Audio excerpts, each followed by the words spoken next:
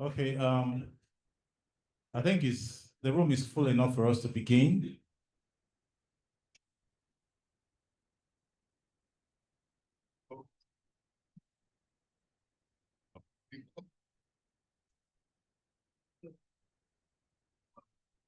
Why do I feel like the reason why we are late is because we think we're actually not going to celebrate the men. So a part of you thinks like it's not a joke.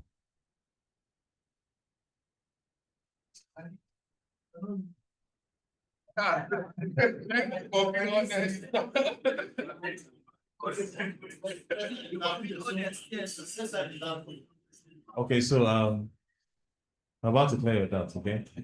Somebody said it's our turn.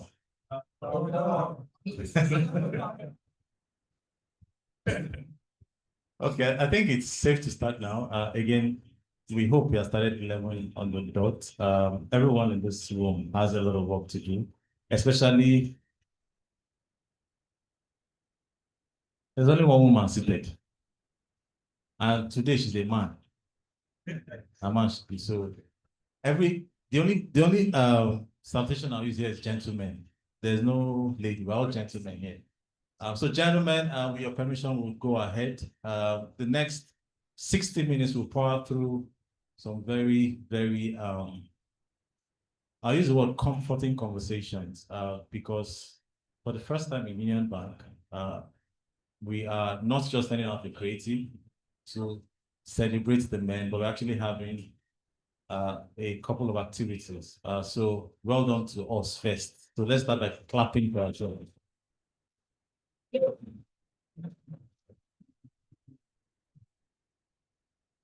I report to a woman, and that woman reports to a woman. So when they're telling me to do International Men's Day, I did even. I'm sure when it's time to do IMD, International Men's Day, I feel like maybe one strategy session will come up, one appointment will come up. We have to travel somewhere, and I will just send a flyer out. I really thought it would be that way. But I mean, to the glory of God, without wanting to turn this place into a church, to the glory of God, we overcame with the help of, I have to mention some names here, the CFO, the SCT, the CEO. We're having the first meeting nation. Now, in case you're not aware, for those of us who do not pay close attention to the list of activities, there will be a men's cave. We call it the men's cave. It's an activity on the 4th floor that would open from 2 o'clock later today. Now, what you have there is fun, games, activities, just the very normal male setting. Whatever you typically want to go and do in a bar, we're hoping.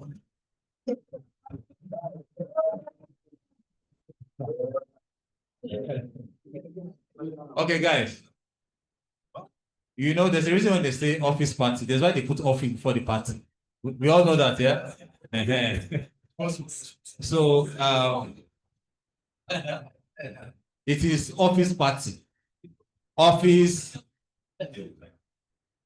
So, please try and, we'll make sure everything is done in modesty, decency, and we expect that everyone who comes there will be of good conduct. Okay, it's 11:11. We'll power through right now. We're all here to tap from the source. And in a couple of minutes, I'll have the honors of, making the formal introduction. I want to recognize some very specific people in the room. I will leave some names for later, please pardon me. So I'll start by recognizing the presence of the first male in the room. His name is Yetunde Oni.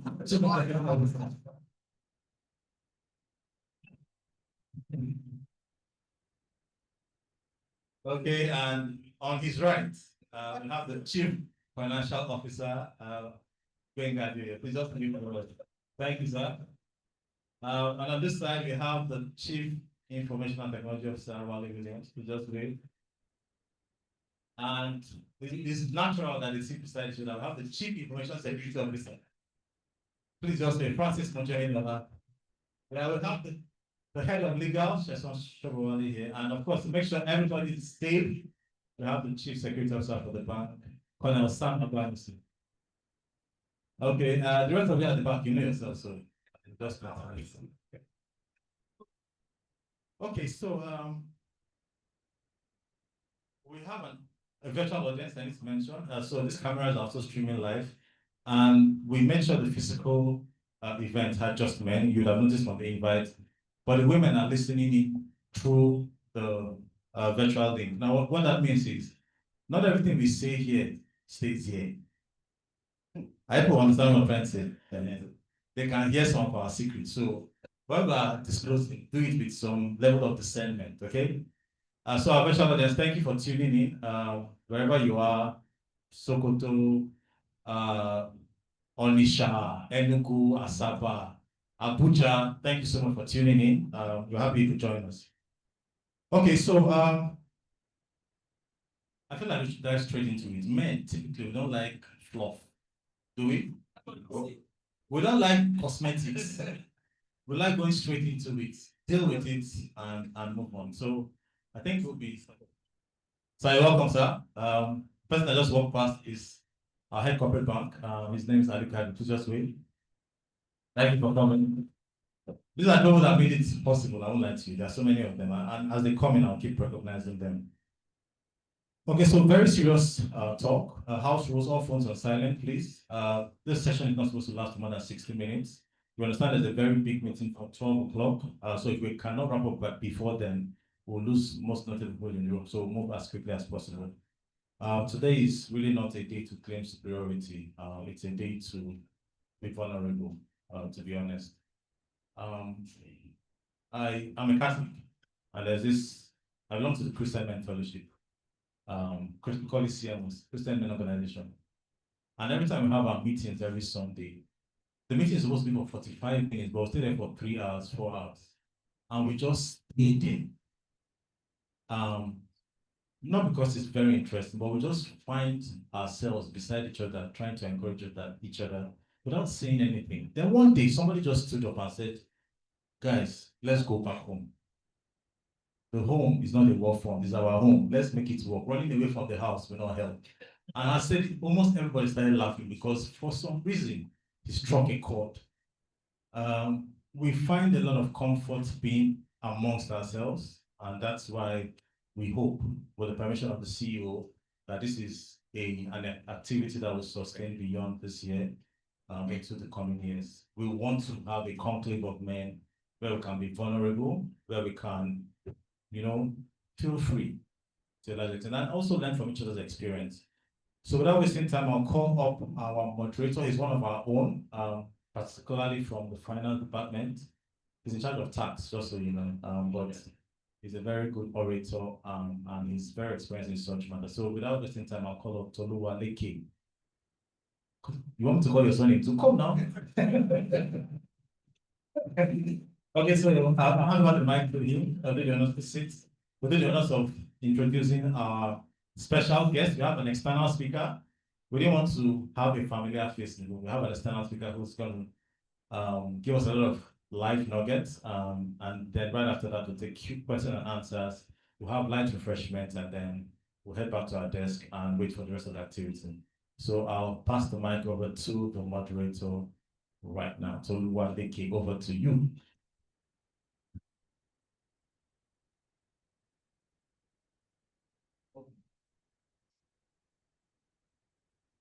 Okay, so you said I should not hand over yet. So look behind my screen, you'll see the profile of our moderator, actually, just in case you don't know him. He has over 13 years experience. He works in the tax unit out of the finance department. Did they write that he's a pastor? Oh, he's a pastor, just so you know. I said it's very familiar territory for him. Yeah, so let's go to the profile of our guest, if you don't mind. Please move. The profile of our guest, please. His name is supposed to come last. Now, we have the honor of having in our midst the The board chairman, Standard Chartered Capital and Advisory Nigeria, is also the board executive director of Standard Chartered Bank. So you see, in this game of men, there is no competitor. We brought somebody from Standard Chartered Bank, another bank, to speak to us today. He's also, sorry, there's a typo there, forgive me. He's the head market Africa at Standard Chartered Bank, and he has over 25 years of experience. More importantly, he's married to Adeton. Very important. If you leave me, I can speak for the next 50 minutes or 60 minutes on why Adeton is a very critical component in this solution. So he's blessed with 3 children, and we have the honor of having him. Please, a round of applause as he steps up. Thank you so much, Mr. Adeton. Okay, so I'll hand over at this point. Thank you. Thank you, Alvin. If you are sure of your gender and you are proud to be a man, I want you to give at least 3 people beside you some fist bump, say Happy International Men's Day.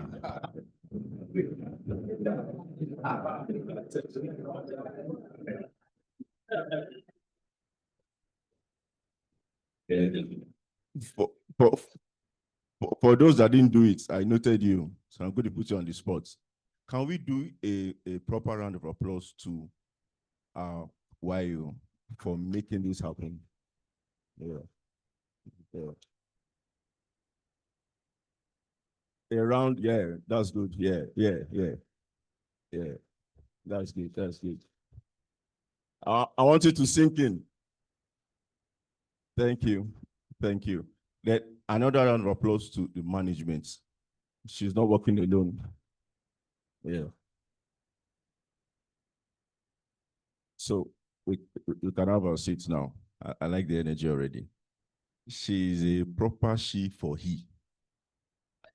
And then she must drop that knuckle, because as long as we're in this space, you are a guy. And you're appropriately dressed. So thank you for making this happen. We really need this. So really, in fact, the other gender is even trying to drag this one day that we have with us, but it's fine. So before we go into the conversation, because the conversation is very serious, it's all encompassing, I want to do some sort of icebreaker. So guess what gen are you? I expected, so I'll help you. Yeah, you are Gen Y. No, whatever you think I am. Gen X. You are Gen X, right? And then, of course, you have, but I am Gen Y, or call us the millennials. I'm 36, right? There's Gen Alpha, there's all sorts of generations. So now there are some slangs that, is common to some of these other generations, especially this Gen A, Gen Alpha, and Gen X. So what do you know? Are you familiar with some of those slangs? Any of the slangs?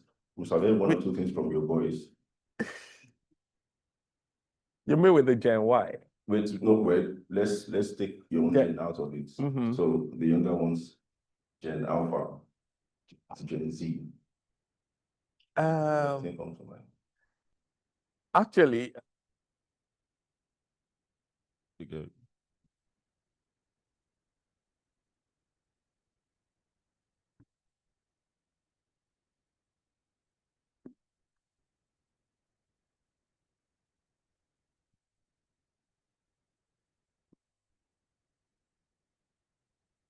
okay, thank you.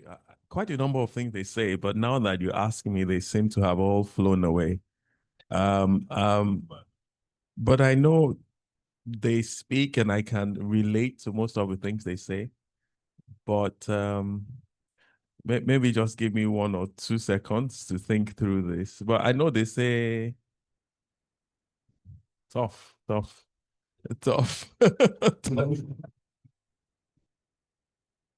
All right, thank you. I'm sure we all know. So let me give some examples.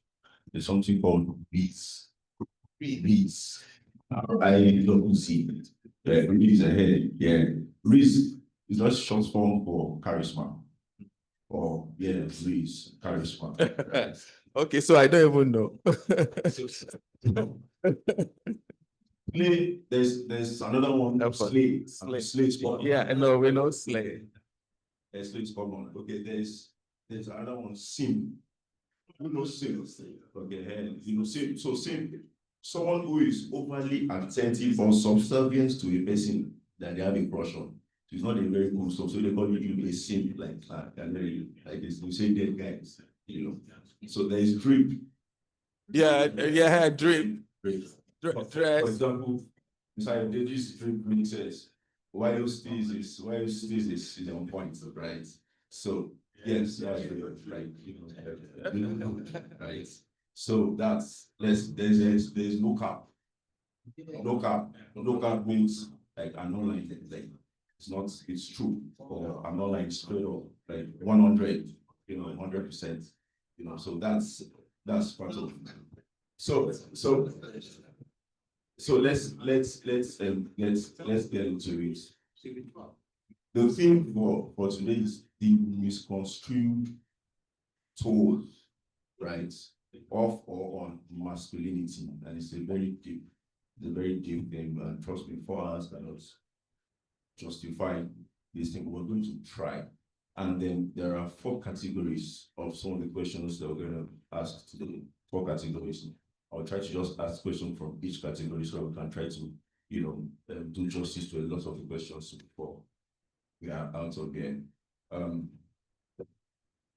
The first category is under the general category. It's called, there's a question that speaks directly to pressure, right? That men have to go through, right? And this pressure, there's a pressure to conform to traditional masculine roles, right? There's a pressure. And this pressure can impact a man's willingness to seek help, for mental health. So I'd like you to speak to that. I don't know if you got Okay. So good morning to all the men.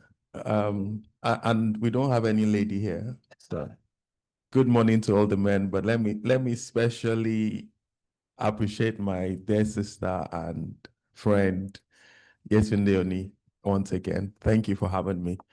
I hope we all know she is just super amazing. We agree she's super amazing. We agree she's super amazing.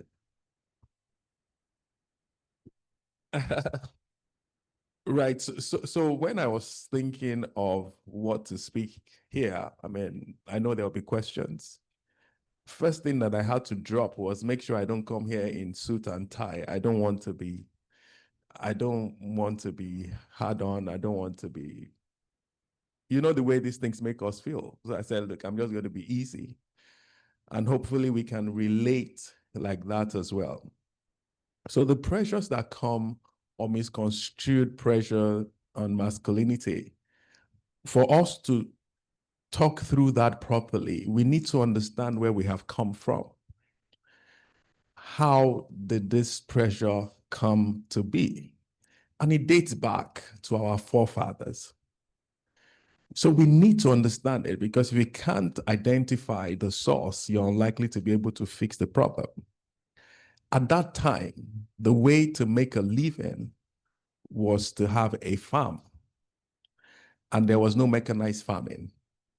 And so only the muscular men could work the farm properly. All right. So it made sense that people had many children and that the men were treated specially because the women couldn't put in the work required to work on the farms. So that then came from generation untold to now a generation where men and women can do similar roles seamlessly. So the cap that we've always worn from ancient of days, because it was related to farming that gave you the supernatural strength, cannot continue into this generation. And so the expectation of the society really should have nothing on us. Things have since transformed and they have changed. That's the first thing I want us to understand. The second thing is masculinity itself cannot be general. One size cannot fit all. if you go to the shops, I can't go and buy a suit size of 60 because I'm not size 60. So even from our shopping experience, there's a clear demarcation to say we're different. So if a car is built, I cannot begin to compare the horsepower of a Toyota to a Range Rover. And so it means what they can do are different from the beginning. So the fact that we now have one size fits all for all men, we agree is totally wrong. Some men will be strong, some men will be weak, and it is the reality. Some women will be strong when they're expected to be weak, and some women will be weak. So you can't say that men must act in a particular way. It is totally wrong for people to expect that once you show up as a masculine man, you must manifest a certain way. Now, the expectation is you must be strong consistently, no downtime. And you see, because men have come to believe this, is why when the downtime hits, it's usually fatal. So because you've carried on for so long, trying to meet up with the expectation that has no basis in the first place, then when reality hits, when there's a true test on your life, people tend to break down and in some cases totally pass out. Okay.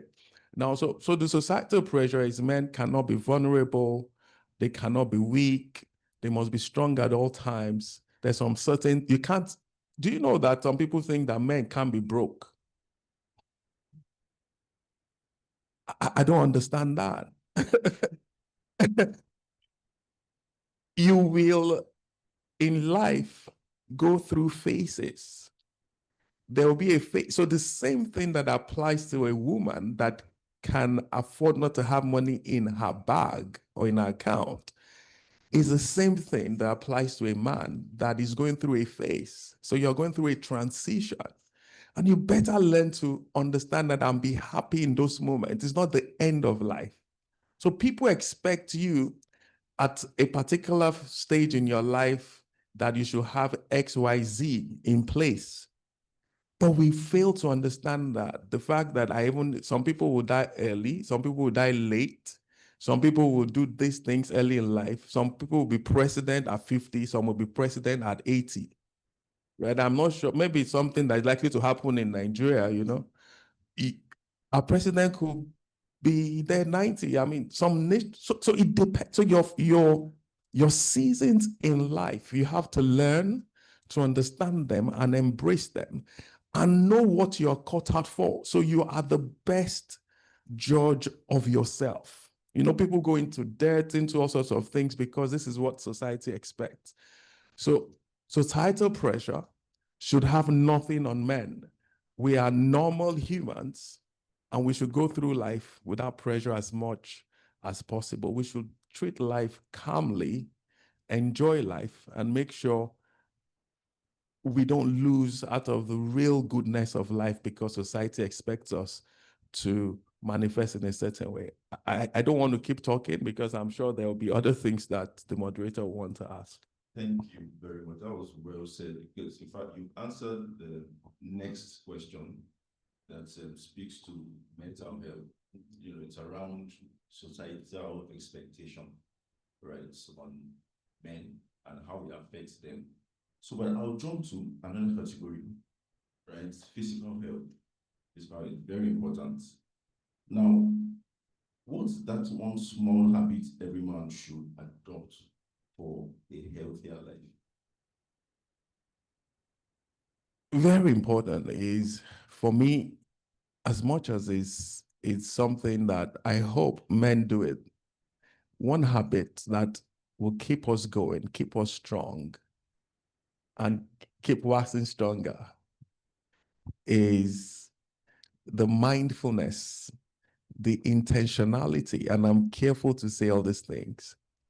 Mindfulness, intentionality, deliberate efforts to spend time with family. There is the tendency for us to just want to hang out with men, stay late. Sometimes we think because we have stayed late and come home late is a signal to say he's working hard. It's not about long hours. It's about grace. It's about your bank balance that does not necessarily correlate with the hours you have put in.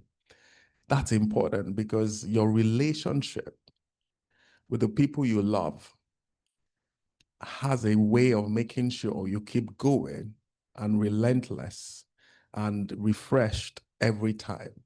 I find so much comfort, peace, rejuvenation staying with family. The second thing is physical exercise. Many of us have accepted that at a certain age, you must have a belly. I don't agree. I'm struggling with one. I saw someone not so I just asked. But we have to be intentional and be inspired like some of our EDs in the bank who have become still. So the truth is pushing yourself. And what I say to myself is just show up, just show up. Just once you show up there, you're likely to have put in something. So your health itself is very important. If a relationship is right and you put in physical exercise, which helps to take away a lot of stress, then these two habits, if we don't have them already, it's critical that we begin to build them and make sure it becomes part of us. So when you're leaving home in the morning, make sure your gym bag is there. When you get out to the work, off to the office and you see it and you are upset that, so I have to go today, just keep trying. Make sure the gym bag is there constantly and you'll keep improving. If I understand you very well, you're saying that there's a correlation, direct correlation between your mental health that you get a lot from spending time with family and how it can directly affect your physical health. And it makes sense because the couple of people that are probably carrying some sort of serious illness without knowing it until they do a test and they say, this thing, you have this, and then it seems as though their health begins to drastically deteriorate. So that's like the power of, maybe let's say that intentionality or the power of information or just coming to terms with what's really is going on. So we need to, it's good to proceed. I used to stay on the island, right? So I stay a bit far. So I was staying on the island to manage time, my health. And I did it for a few months until my daughter one day just told me that you didn't even spend time with your children. Where is this coming from? You don't see during the week, and even weekends, you're always going somewhere and there's always something. And then my supervisor, my boss, told you if you go back home, we'll be singing, come to the office, come visit my workstation. So look, hey, some people are, why are you living like a bachelor? And I was trying to manage, I thought I was trying to manage time. I was trying to also, was spending a lot on petrol. I was trying to just manage, pending when I, sort maybe accommodation and move the entire family. But, that thing struck a chord and I had to, chest that so-called stress I was running with. But I am much more refreshed, even though I spend, more time on the road. So thank you for that. The next question on physical health that I would like you to speak to is the fact that there are cultural perceptions, right? Yeah, there's a lot of perceptions. In fact, see, I think perception is probably the major things that we suffer as men. And then you say perception does not allow us to even express our frustration, right? Because you say in Yoruba, they say "shebi okunrin," it means that our partner guys say just adjust chest it, and he has said that not all men that have chest. So how do we, manage the cultural perception of masculinity that discourage men from prioritizing their physical health and well-being? He has said it. The fact that you have is victim. It's not a sign of good meaning, So how do we, manage that perception that discourage men from prioritizing physical health and well-being? And how can we challenge it? How do we manage it? How do we challenge it? So to thyself be true, I will say. So you're first yourself, and the expectation of people from you is because you're still alive. So the fact that you want to measure up, you need to take steps back and ask yourself questions. Are you listening to your body? Right. Sometimes the things we fear to check, because of that fear, we end up dying in the process. But if we're able to confront fear and find out, for instance, what is even wrong with me, the way I feel, makes you to know, okay, I need to do X, Y, Z. Okay. And this is a vulnerable session. I did a medical checkup, I think 4 months or 5 months ago. And I saw online the results. They looked fair, but there was one that was reading in a particular way. I did not go to the hospital for like 3 weeks because I didn't want to see the doctor. As far as I'm concerned, this thing, I can't deal with it now. I was afraid. My wife said, what's your problem? Go. She said, where's your result? I said, after work today, I'll go. She, where's your result? I said, from the home today, I'll go. I did this for like 3 weeks and it didn't happen. Fortunately, she knew one of the doctors there. So she calls up this man and say, look, this is his hospital number. Check this thing for me. Do you understand? And I mean, as open as possible. Sometimes some things just come and we think, look, this is bad. But if it's bad, the earlier you know, the better. And it wasn't, so she just said, have you gone today? I said, no. He says, okay, this is your result. There's nothing. Sometimes the thing killing us really don't exist. Okay, so what do you want for yourself? Do you have an expectation of what you want to become and your contribution to humanity? The way you're living your life now, does it tie into the future you see? If you can confidently say that my lifestyle will help me sustain my life to become and make expression to my generation, then you're in a good place. So the answer for you, or what you need to answer is, if I keep living like this, will I be here to fulfill the call? And we can't run away from it. We've been created to fulfill a purpose. Will this lifestyle help me become or fulfill purpose? If you can't answer that answer positively, then you must begin to ask yourself, what do I need to do? Then you can brace up, embrace the physical things you need to do and do them right, because you have your eye on the future. And that's very important. That's the way to break these things. What do you see ahead of you? Are you heading in the right direction, or you're deviating from it, and it should propel you to go in that direction? Everyone say to yourself, now man, I be. Can even say it's confidently. Say now man, I be. You said I don't start. I made it in the right way. Right. I want you to answer yes or no to this question before I, move to the real question. Is it okay? Is it normal for a guy to own up to his struggles, his personal struggles? Is it fine? Is it normal? Is it expected? Is it supposed to happen? Yes. Okay. Yes. Okay, so that is the question. How are opening up about your personal struggles affected your relationships? So what opening up and your situation or your struggle is your reality. Okay, it is your reality. Before I say what the benefits are,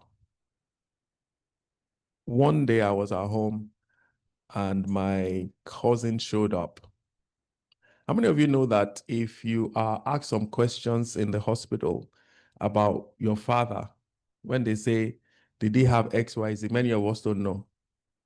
Do you know many of us don't know, apart from maybe hypertension or diabetes, but they ask you, does this exist, maybe about your prostate? You really don't know. Most of us don't know. You agree with me?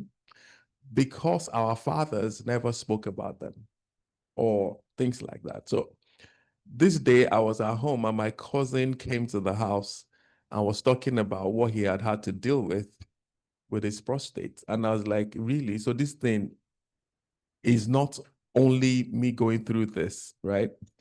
And that just brought me to a place of help. Okay. So when you are vulnerable or when you speak about the things you're dealing with, you're simply inviting help to yourself. And many of us need help. We need to be rescued. Many of us are sinking or drowning. Okay, so when we own up to our vulnerability, we're simply asking for help, and it helps us build the right type of relationship. So being vulnerable or accepting it, speaking about it, and I do a lot of speaking engagement because I also work in ministry. I have spoken almost all my life openly, right? And so there's nothing left that I'm carrying. And I was going to mention also, one habit you must intentionally cultivate is the habit of forgiveness. Nobody should be important enough for you to nurse a grudge. Nobody. You are giving people too much attention. Before they commit the offense, let them go. So I struggle because I've built it over the years. I struggle to remember what someone has done for me that is wrong.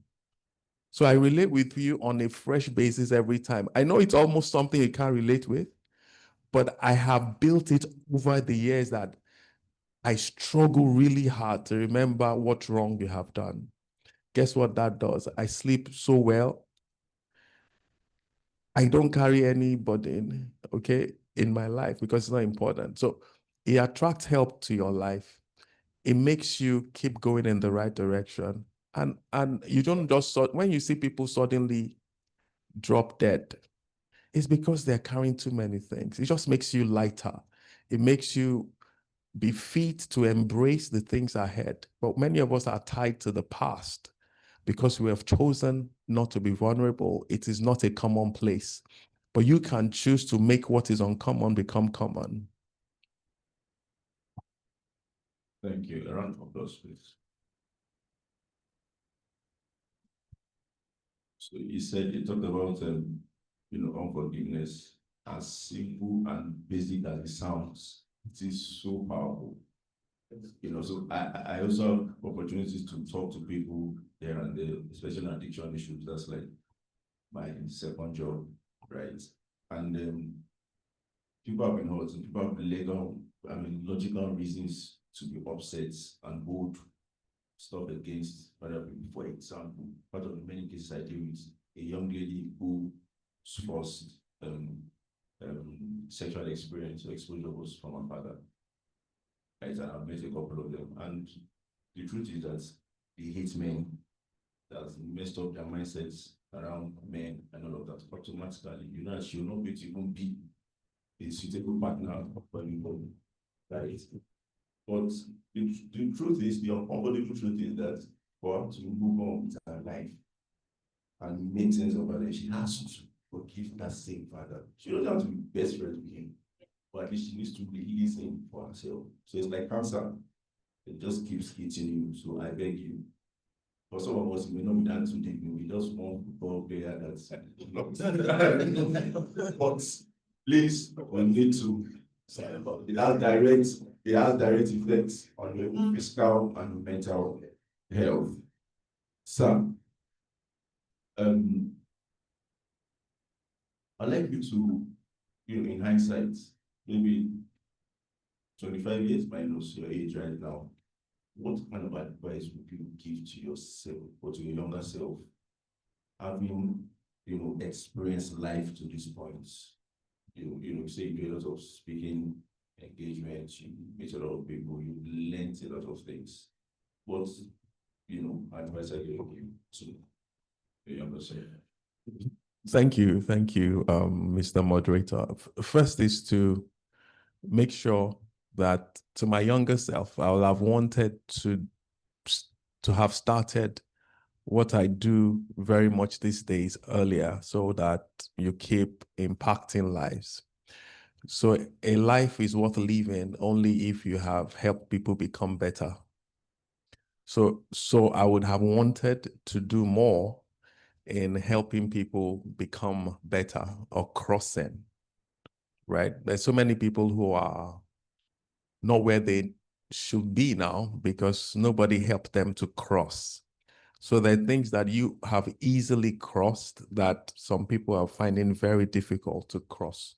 There has to be intentional pouring into your children, for instance, intentional pouring into them. This is what should happen. This is what you should do. This is how things should be. Second thing would have wanted my younger self to do was to embrace globalization much earlier, in the sense that don't stay local. Yeah, so for the most of my career, I have worked locally. I'm happy where I am, but I do think that even though I can look back and be grateful, if I'd done a lot more in that space of embracing globalization with the opportunities that came, I probably would have done much better. Okay, so don't stay local. Embrace opportunities to learn things from a global perspective and connect globally. It's important that we do that. Okay. Always use every opportunity you have to become a better person. And why this is important is many of us want to become better, but we keep postponing or procrastinating on doing those things. If I look back now, I would have covered so much more mileage if only I acted on the thoughts that came to my mind or the things I wanted to do that I postponed to another day. All right. So to my younger self, I will embrace every thought or innovation or ideas that come to me much earlier than I have done till date. Thank you. Thank you very much. So, because of our time, I can't just all of the questions, but as a final question, so to speak, we've agreed now that it's important, it's normal, it's okay for us men, guys, to be emotionally open and vulnerable, right? So we have cancelled that she'll be open, men don't cry, cancel it. Right. So I want you to speak at the final response. I want you to speak to how can we go about it in a safe way. I know that a lot of people are burnt. I mean, a lot of people are scared of the information, not being handled well, stigma and whatnot. So I want you to speak to that final. Okay, so one thing we must do and do properly is to take time to know people. And when I mean know people, I'm not just saying know them by their name. And to explain that is, how many of us know a Mercedes car? You've seen a Mercedes, say a E200, you've seen one, you know it. You know the car, right? You know the car, right? You know the car. Okay. Let the E200 break down. And we need to fix the E200. Do you still know the car? Do you still know you know it, so you should be able to fix it. So the person that knows the car and can fix the car is the person who knows the car, because he knows how the internal mechanisms work. Okay. So don't look at people from afar. Try to know them well. And then you can tell that this person is someone I can speak to. So don't be quick to be vulnerable with just everybody. Try to know people. Now, I wanted to use this opportunity to also speak to us on the important reason to be at least transparent and open to your spouse. And this is from a personal place. July the 8th this year, my immediate elder brother passed. And it hit me badly. But the first thing that was to be done was to pick up his phone and to even know what's been going on. His wife didn't know his password. Nobody knew his password. I still have the phone in my house now. Haven't been able to do anything with it.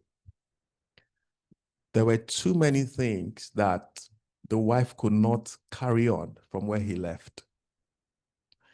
I'm having to step into these things. Fortunately, he was a banker, so I have a few friends in different banks. So I'm having to step into things that could have been easy. So you're making life very difficult for your family. I'm not saying anybody here will die, but if you cannot be 100% transparent with your wife, then you're living a terrible life. And that's exactly what it means. Today, as I sit here, my wife can access any of my bank accounts. She has all of my emails set up on her phone. She can do anything without me being there today as we speak. And life has been easy. It's part of the way to make sure you don't carry stress. How many of you have been on a flight? If that flight should drop, you have donated your entire life to other people and your own family will suffer. So as men, we're just not comfortable, right? And I remember when I was getting married, my uncle said to me, in other words, you must hold something back for women. You don't tell them everything. And that is a lie from the pit of hell, right? You should. Who else do you want to trust? At least your wife. And I know many people have reasons to say you shouldn't, but the question is, who are you? Why should you not? Can you be trusted yourself? So start with yourself. If you attain that height, I tell you, you're likely to have groomed someone in the person of your wife that can also be trusted. So the reason you struggle with this is because you yourself, you have plenty things. If for instance, there is a sound on your phone and your wife picks it up, you almost want to die. So you're at that point, your faith is at 100% God. Let her not say or open this thing. And you're just living a miserable life. I know it's not commonplace, but if I forget my phone at home, life continues. No problem. One life, single life is important. It's part of why we carry too much pressure. High blood pressure, a lot of these things. Just start being a real person and your blood pressure will just drop. Doctor will wonder that what happened, right? But please, let's embrace these things. I know we don't have all the time. I really wish we did, but I hope that we've been able to say or talk about a few things that resonates or will be a defining moment for many of us as we journey through life. Thank you.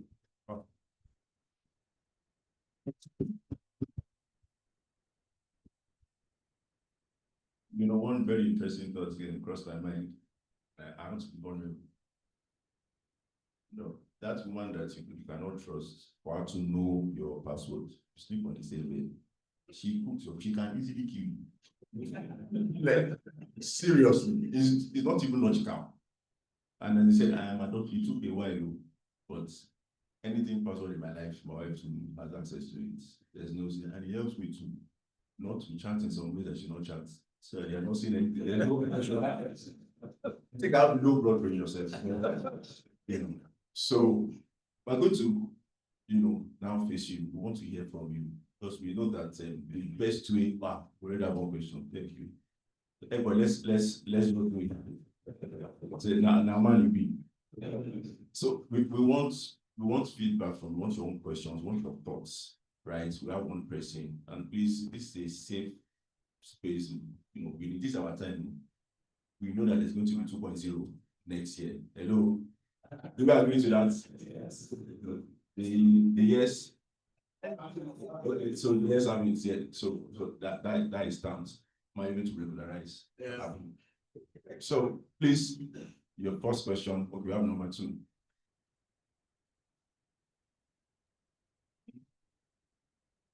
Okay. Good everyone. I'm Okon Buchukuma, compliance. Okay, my question is, I think I'm speaking for 80% of men.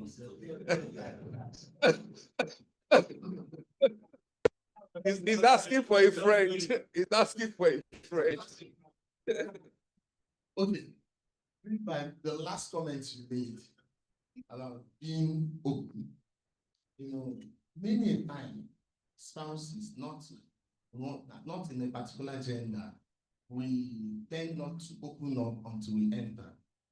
You will not know that that this person is like this until you enter.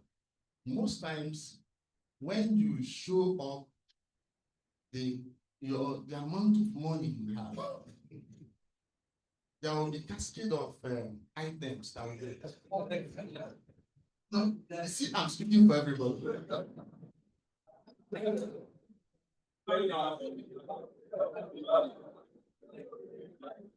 Yes. Also, until that money finishes, there will be peace in the house. Okay. Wisdom is the principal thing. No, there is a need for you to restrain. If you know that this person is this, not that you are hiding it, there's something they call insurance money, backup, magic money, that when they think that the money is finished, we guys, when I have money, I'm not hungry. But when that money finishes, we're angry. So is it wise for me to expose everything and it finishes? Or use the wisdom that God gave?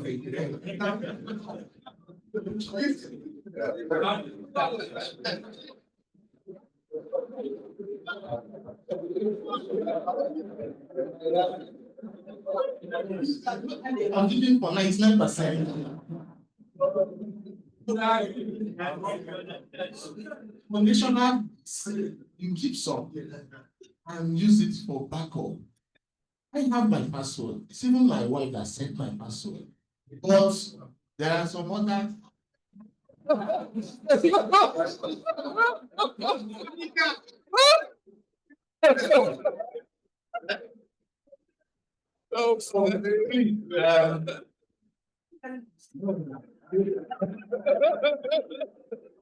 we'll be settled the mental level. Okay, that's it. So you said the wisdom that God gave you. The wisdom He gave you is He said to you, you should be naked and unashamed. This is not marriage counseling class, but if we start, we won't finish. Okay, it is to be naked and unashamed. Both of you should have built together from the scratch when there was nothing. And when there's something now, there's something you are keeping for the life you don't even know you'll be there to spend it. Okay, so women have been known to be better managers of your resources when they know what you truly have. What you don't know, I'm not saying girlfriend though, I'm not saying side chick. Side chick will you expose, and you shouldn't have, by the way, we're not in church, but side chick is the person you're talking about, not wife. If you let her know 100% what it says, experience has shown that they become better managers. But when they have a bigger than life expectation of you, is why that list exists. Okay? But when they know this is what we have, Also share your vision or your plans. This money is here, but it is for something. And if that person is building with you, then she won't consume what should be used for something else on those frivolities. Okay? It is wrong to have her believe that she knows your password when in reality she doesn't know your password. No, it's not. No. The 99%. And I'm glad that you know there's a 1%. But what we're trying to do to men is to grow that 1% to 99. Life, and I'm not telling you theory, I'm not telling you textbook. I'm telling you 100% the life that I live. Okay? All of our debit cards, the same pain. And I beg my wife, spend this money.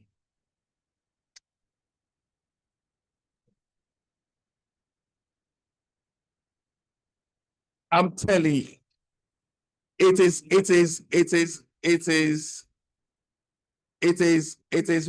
what you sow.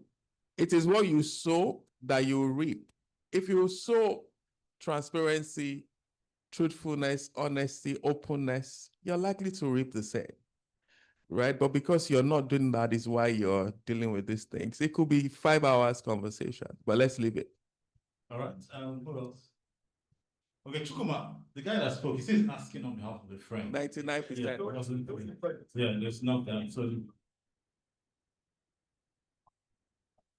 okay, my name is Abiel Transaction Banking. Thank you for this forum. The pressure is real, you know. But what's success for you? What is the definition of success? You know, as men, sometimes we look at this person, you know. What do you think is success?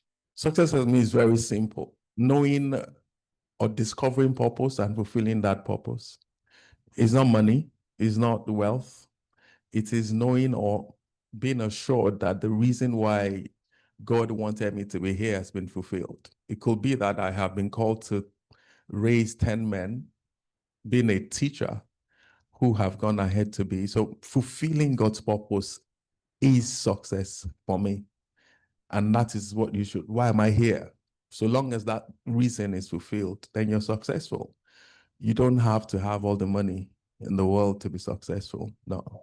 There are people who are terribly failures, having billions in their account, and they're failures. Yeah.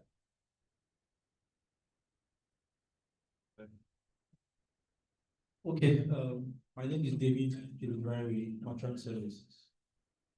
There's a general saying that it takes a community to raise a child. In today's world, where we might look at, or should I say, in presence of moral decadence, there are some people that obviously you might not be comfortable having your children around. Now, when we talk about raising a boy into a man, I think, in my own opinion, that there's something that is missing. And I wouldn't want to, I speak for both sides of the spectrum. That's both the ones that, have a father figure and the ones that don't have a father figure. I think what I find missing in the society today is a competent guide. A course that you have never charted before. You're open to uncertainties. And at the end of the day, you might not blame yourself for an outcome. However, if you have a proper guide or a mentor in this case, I think it makes, the shaping of such a man a lot easier.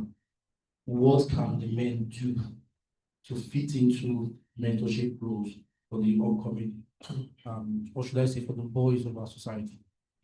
Okay, I think first thing is you become what people should become and be truthful to yourself. Are you a real man? Okay, there are different classes of men. They're financial fathers, they're biological fathers. They just donate sperm and go. Some people just attend to financial needs, but we must be total. You're available, you're teaching the values, you're present, and all of those things. Once you become that man, then you have to be intentional about making sure you role model manhood or fatherhood to the younger generation. So every moment, everything you do is with the consciousness that the next generation or the next man is looking at you. So you have to carry, you may not have the opportunity to sit with men like this ever, but people are watching. They're watching what you do. They're seeing what you say or hearing what you say. And at the end of the day, people don't do what you say, but they do what you do, what they see you do. So intentional role modeling is something we as men must do. Who are the people that have impacted you the most in life? Are the people you have deep respect for, right? Because they live a certain way. And so we have to become those people who live a certain way. Right. Okay, thank you. We have, remember I started by saying we have a virtual audience. I have a couple of questions that came through. So just lots of appreciation, to be honest, but this particular question came through differently. And this is from Tolulope Adelabi. Tolulope asks, how can men advocate for themselves without feeling like they're competing with their gender inequality movement? And this, I think this is having to do with the male-female tussle in terms of gender balance and all the like. So I'll take the question again. How can men advocate for themselves without feeling they are competing with gender equality movement? First is why are you mindful of the inequality or gender movement, whatever it is? Define your space. Know what you have been called to do. Do what you need to do. I don't go around being mindful of we're pushing too hard or we're interfering in people's space. No. Define your space. This is what I'm doing. This is what I should be doing, and I'm doing it, and I'm doing it well. I need this. I asked for it. It is not going to be that I'm overstepping. Who said the boundary there? So push boundaries away. Just be yourself. Ask for what you need. Speak up when you need to speak up, and that's it. Thank you very much. We'll take one more question from the room, then one more online. I think we'll wrap up on that note. So,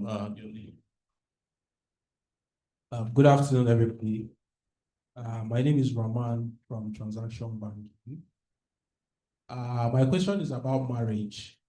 It's often said that for a man, the institution of marriage has profound impact on life, and your spouse, your choice of life partner, would also determine how successful and how happy and satisfied you are as an individual.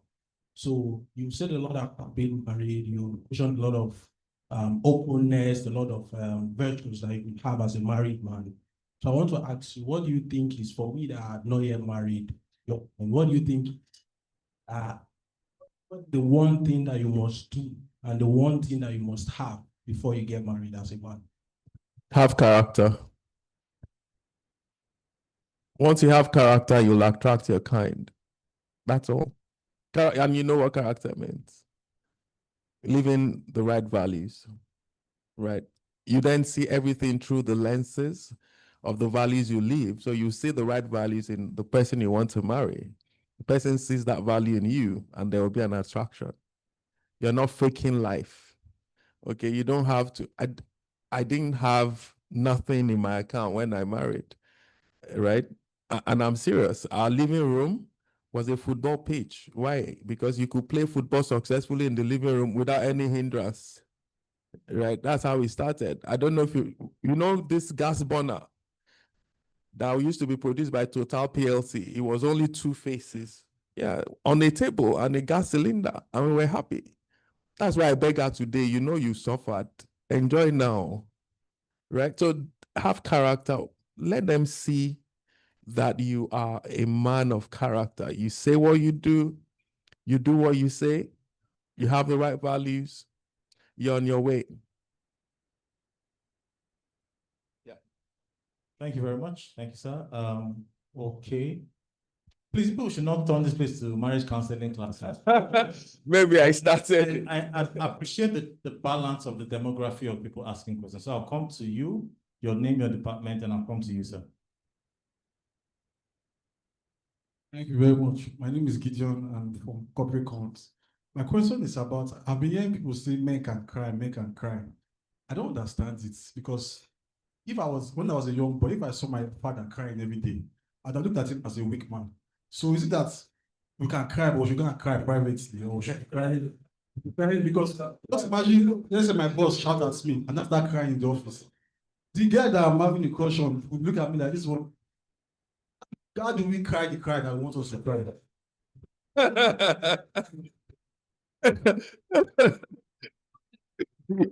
To answer that, no. Okay, exactly the narrative we want to change. Openly, secretly, is not something you plan for. If something happens that you need to cry or weep about, do it right there and then. Okay. Wait, and I'll give you an example. You know, I mentioned my brother passed. The moment they told me this had happened, I didn't shed a single tear for the first 4 hours. I think it was in the build up to the 5th hour that I broke down. And my wife said I didn't cry, that I was wailing. And I did cry seriously. I didn't cry after that until I went to see him in the morgue. But for the next 4, 5 nights, my wife had to hold me in bed like a baby. Not that I was crying, but I needed every child, every man deep inside you is a baby. Do you understand? I show up at work or I present. I'm a pastor, by the way, and people see this spiritual man. Man, that's it. My wife came to the rescue, holding me at night. I'm waking up. That was in the secret. One day, I was going to speak about my mom at her birthday, and I thought about all the things she had done and gone through. I couldn't do the speech. I felt crying was more fulfilling. I cried plenty out there. Okay. Am I weak? It's your choice to decide if I'm weak. The results will show, right? It's not me crying makes me weak for your pocket now, right? So that is not the definition of weakness. It's feeling yourself, knowing yourself, being real. Okay. You don't plan to cry. Do you plan to cry? Who's planning to cry tomorrow? Nobody. It happens unplanned for. You don't bottle it up. If you think this is the emotion you're feeling now, go on with it. Right? Don't let anybody define you by that. Okay, get up, cry, clean your face, move on. That's it. My name is Abraham Anko, Corporate Security Unit. You see, the African society is matriarchal, and this has, to some extent, encouraged male chauvinism. You will agree with me. But this issue of gender advocacy is something that is progressive and actually progressing in our contemporary society. Most men can't handle it the way I see. And because this issue of male chauvinism has been implanted in them because of the kind of society we come from, it's sometimes difficult for them to admit to it, even when they get married. Our pastor once said, once a man begins to tell his wife that, don't you know I'm your husband, and tell the children, don't you know I'm your father, there is a problem. Because he actually haven't lived up to expectation. But this mentality of male chauvinism, how can you advise men to handle it? Because I think it's a problem to some men who are male chauvinists. Thank you. Thank you very much. First is to do an X-ray, and I mean do an X-ray of the people that have been chauvinist in the past that you know in your family, and see how well their families have been. Many of them have failed.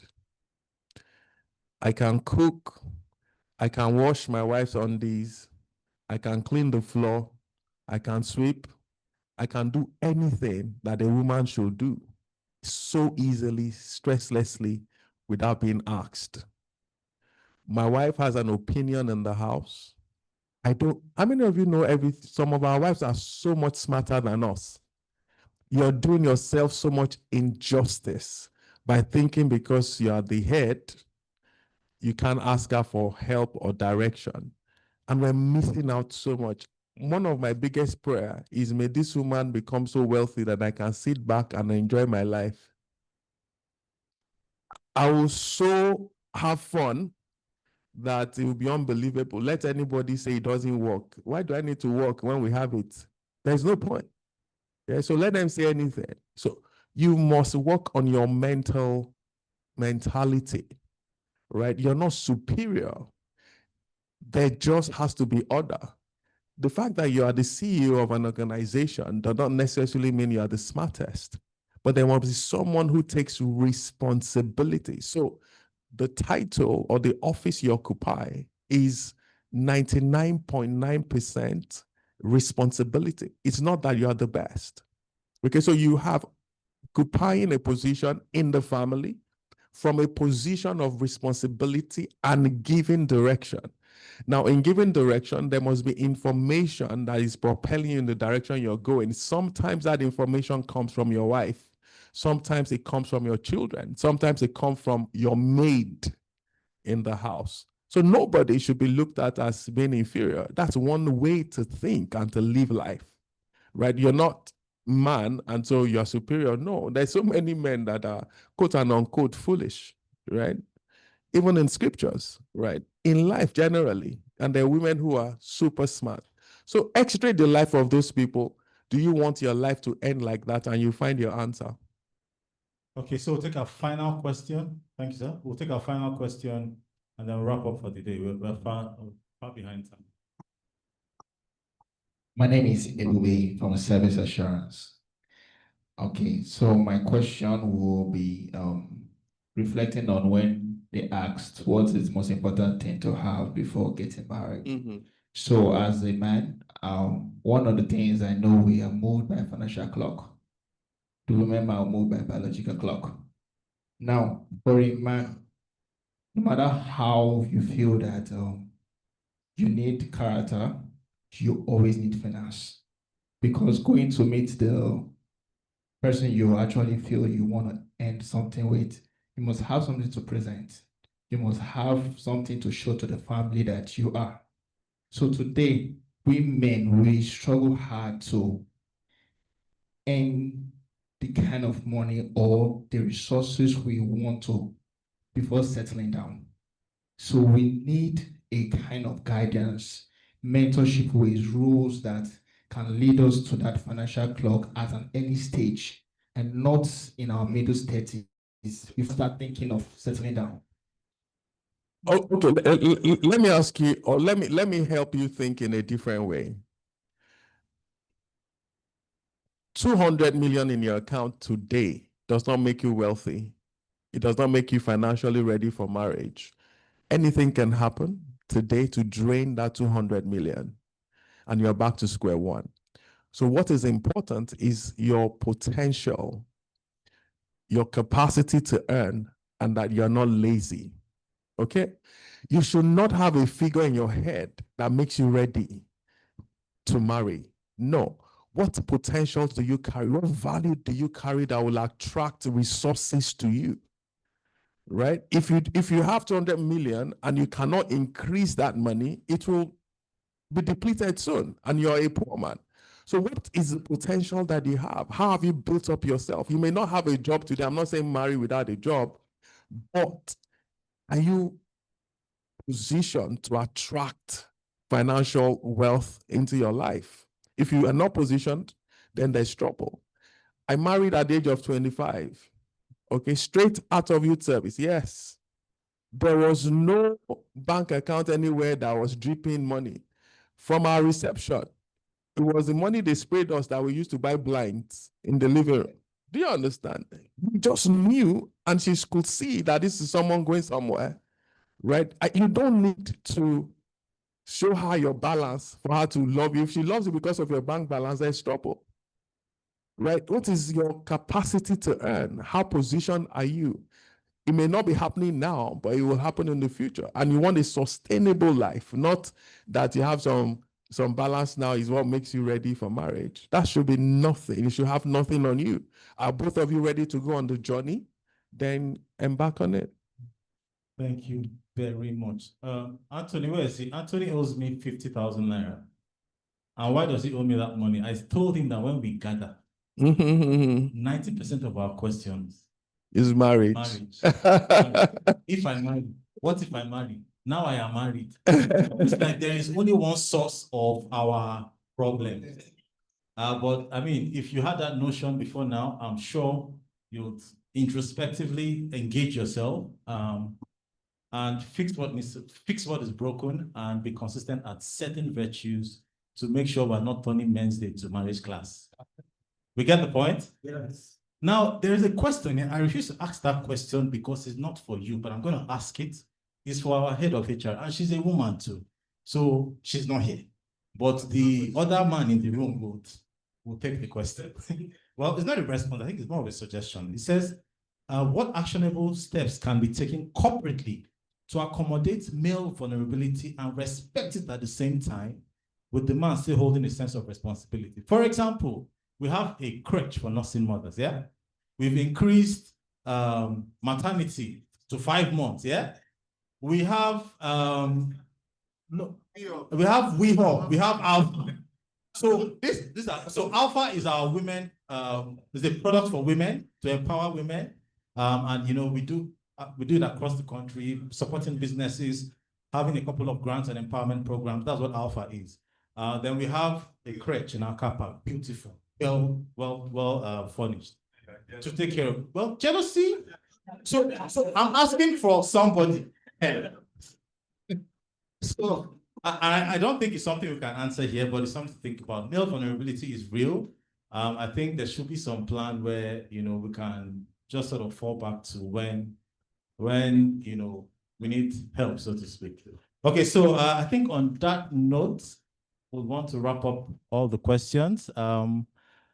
Without holding anything back, please let's give a round of applause to our guest speaker and our moderator. Please, could we be on our feet, please? Please, standing ovation, please. Thank you very much. Keep clapping, please. Keep clapping.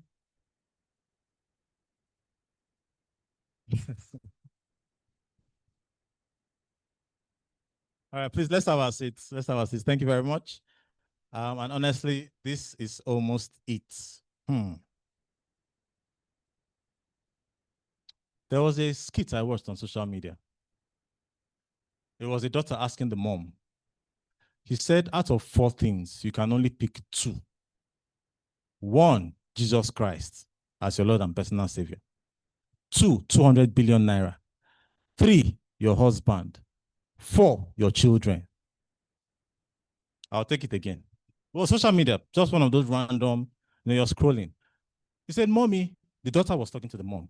Mommy, if you can only pick 2 out of these 4 things, what 2 will you choose? 1, Jesus Christ. 2, 200 billion. 3, daddy. 4, your children. The woman say, first of all, I'll take Jesus Christ. She was speaking Yoruba. He said, I'll take Jesus Christ. So they wrote A, Jesus Christ. He said B. He said, it's my children, no. And the daughter said, you won't pick daddy? He said, no, it's my children. And it leads me to the thought. Very mild skit, but I started thinking. And we have some of these men forums, yeah, where they post a lot of stuff where the man is in his 70s, the woman has gone for omugwo. You know what omugwo is? The woman has gone to the daughter that gave birth, and she's there, maybe in some country. And the man is at home, he cannot boil fish alone, can't even fry egg, because he has invested his entire youth into providing, yeah? And then the emotional bank was empty as far as those children were concerned. And what happens in your later years is you now be alone. And then your wife is turning around the country, but they are your children, because there's usually no space for that in the house. Have you guys noticed? We live a hard life, don't we? And why do we die before men? Before women, rather? Why do we always die before women? I don't understand it. Well, these questions and more are the things we would want to address, hopefully, in the next edition of our International Men's Day. So you guys sit tight, brace up, and hopefully we'll be here again to discuss more pertinent issues around what it takes to be a man. A round of applause, everyone. Okay, so thank you so much to our senior management. Thank you, Exco, for being here. We truly appreciate your grace in the discussion. Thank you so much. We know the time you gave here will account for maybe late closure today, but we really appreciate the quality of conversations we have. Special appreciation to our guest speaker, Mr. Adelagun Ayodeji. Thank you so much. The online audience, thank you for your engagement. Sorry, I couldn't take too many of your questions. There's always an advantage when you're here physically, I admit. On this note, I think we'll call it a wrap. I would have loved Fumi to give a vote of thanks, but I don't think she's here. She's a woman. That's even another problem. Thank you so much. Now I'm going to call up our ED, Executive Director, CBG Lagos Region, to come up and give us a vote of thanks. Thank you. Thank you. Thank you, Alvin. Wow, it's a full house here. All the men are here today. Thank you, everyone, for making out time to hear from our guest speaker. He's giving us some profound words and things to reflect on. I was just telling him that when we were younger, when you get married, you and your wife will hustle together. Now women have changed. Eh? But we should not change. We still find a woman that appreciates for who you are. They're out there. Just have to open your eyes very well. They say shine your eyes. But it's not a marriage session. It's about women. We have one day. We get to celebrate ourselves. One day in the year. So let us enjoy the moment, embrace the moment, and have fun today. Yeah?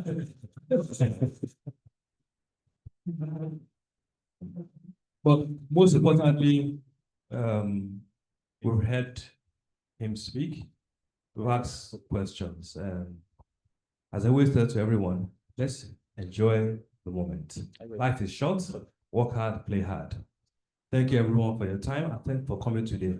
And thank you to our guest speaker, our MD, being the only woman here today. Shows you, I know, she's a man today. No, she's not a man. She's always been a man.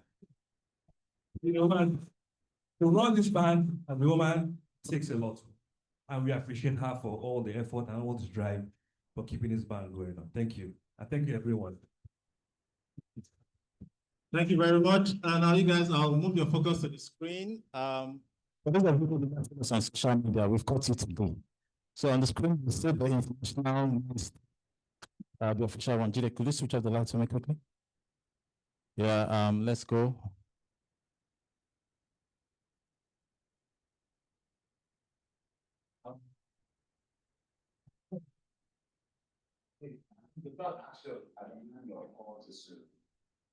The leadership role. That's the first purpose of a man being a man. There's a misconception about labor, saying that you're not supposed to cry, you're not supposed to be vulnerable, you're not supposed to show emotions. But I beg to differ. The main issue is that everyone assumes that we all have been figured out, but that's wrong. We bottle too many things up. So my younger self should have been more courageous. Because being strong don't make you win. So that's what I would like to tell my younger self. So all my men there, but those where we the wrong things, where we hustle, where we provide, where we stay strong, where we start, where we be straight. So my fellow men out there, my brothers, my uncles, my fathers, our Ojogus, our leaders, everywhere. Enjoy yourself.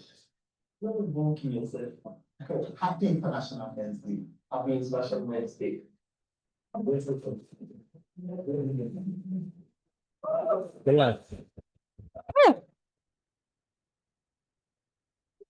All right, guys. On this note, we've come to an end. Just for pictures, please Exco, you'll escort our guest speaker to the back door, take pictures of us, behind, and then we'll take it from there. No, at the back drop, please. Yeah. Thank you so much, sir. Thank you so much, sir. Hope you guys had a good time. Thank you, sir. Thanks, sir. I said let's go. You were standing up. Okay, Church Expo. Okay, no. I meant Union Bank Expo. Okay, we just light refreshments. I'll be honest with you. Let Oga go first. Please, I hope I'm not streaming live. Please cut it. We had